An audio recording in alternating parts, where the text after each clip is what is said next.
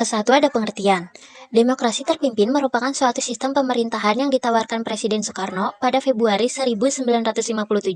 Demokrasi terpimpin juga merupakan suatu gagasan pembaruan kehidupan politik, kehidupan sosial, dan kehidupan ekonomi. Yang kedua, latar belakang. Pertama, Perang Dingin.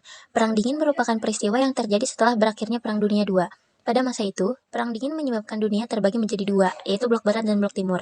Bukan hanya terbagi menjadi dua blok, Perang Dingin juga memicu persaingan ideologi. Persaingan tersebut terjadi di antara Amerika Serikat dan Uni Soviet. Yang kedua, keamanan nasional Indonesia. Selain faktor eksternal yang berupa Perang Dingin, ada juga faktor internal yang melatar belakangi sistem demokrasi terpimpin. Faktor tersebut mempunyai kaitan dengan keamanan nasional Indonesia.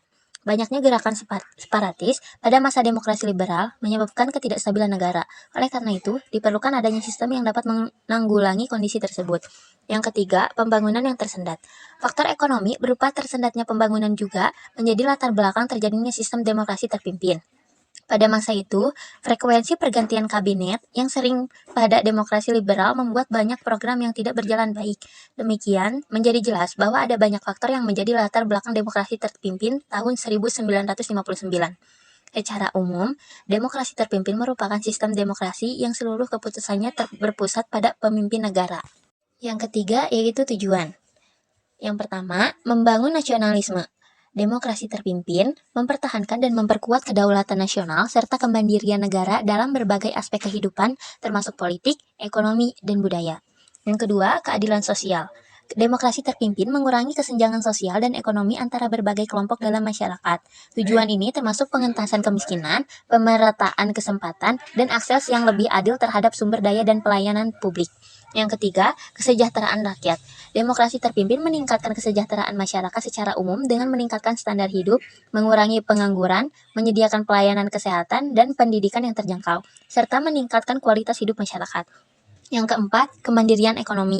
Demokrasi terpimpin mendorong membangun ekonomi nasional dengan mengurangi ketergantungan terhadap pihak asing dan mempromosikan pengembangan industri, pertanian, dan sektor-sektor ekonomi strategis lainnya. Yang keempat, ciri-ciri karakteristik. Yaitu, yang pertama, kepemimpinan yang dominan. Demokrasi terpimpin menempatkan pemimpin atau kelompok kecil sebagai pusat kekuasaan politik. Pemimpin tersebut memiliki pengaruh dan otoritas yang kuat dalam mengambil keputusan politik dan mengarahkan arah negara. Yang kedua, sentralisasi kekuasaan.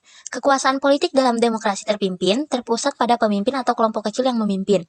Mereka memiliki kewenangan yang signifikan dalam membuat kebijakan dan mengendalikan proses politik. Yang ketiga, pemimpin sebagai mediator. Pemimpin dalam demokrasi terpimpin dianggap sebagai mediator antara rakyat dan pemerintah. Mereka mengklaim memahami kebutuhan dan aspirasi rakyat, dan bertindak sebagai penghubung antara rakyat dan pelaksanaan kebijakan pemerintah. Yang keempat, dominasi partai politik. Partai politik yang mendukung pemimpin atau kelompok kecil yang berkuasa memiliki dominasi yang kuat dalam sistem politik. Partai tersebut seringkali merupakan partai tunggal yang mendominasi dan mengontrol jalannya pemerintahan. Yang kelima, fokus pada tujuan sosial dan ekonomi. Salah satu karakteristik demokrasi terpimpin adalah penekanan pada tujuan sosial dan ekonomi. Pemerintah memiliki peran aktif dalam merencanakan dan mengarahkan pembangunan ekonomi serta mencapai tujuan sosial yang dianggap penting bagi masyarakat. Yang kelima, ada kelebihan dari demokrasi terpimpin. Pertama, terbentuknya integrasi nasional. Dengan adanya demokrasi terpimpin, Indonesia berhasil mengatasi berbagai pemberontakan regional yang mengancam persatuan dan kesatuan bangsa. Soekarno juga berhasil mempersatukan berbagai kekuatan politik yang sebelumnya saling bertentangan dalam satu visi nasional. Yang kedua, ada perbaikan ekonomi. Dengan adanya demokrasi terpimpin, Indonesia berhasil meningkatkan produksi dan pendapatan nasional. Soekarno juga berhasil melakukan nasionalisasi aset-aset asing yang dinilai merugikan kepentingan Indonesia. Yang ketiga, ada pelopor gerak non-blok. Dengan adanya demokrasi terpimpin, Indonesia berhasil menempatkan diri sebagai salah satu negara yang berperan aktif dalam gerakan non-blok. Gerakan non-blok adalah gerakan yang menolak untuk bergabung dengan salah satu blok kekuatan dunia, yaitu blok barat seperti Amerika Serikat dan sekutunya, atau blok timur seperti Uni Soviet dan sekutunya. Yang keenam, ada kelemahan dari demokrasi terpimpin. Pertama, kekeliruan penafsiran Pancasila. Perlu diketahui bahwa periode ini dijalankan berdasarkan sila keempat pada Pancasila.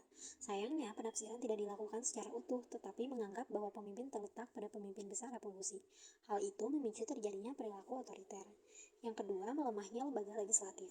Dengan adanya demokrasi terpimpin, lembaga legislatif menjadi tidak berdaya dan tidak berperan dalam pembuatan undang-undang.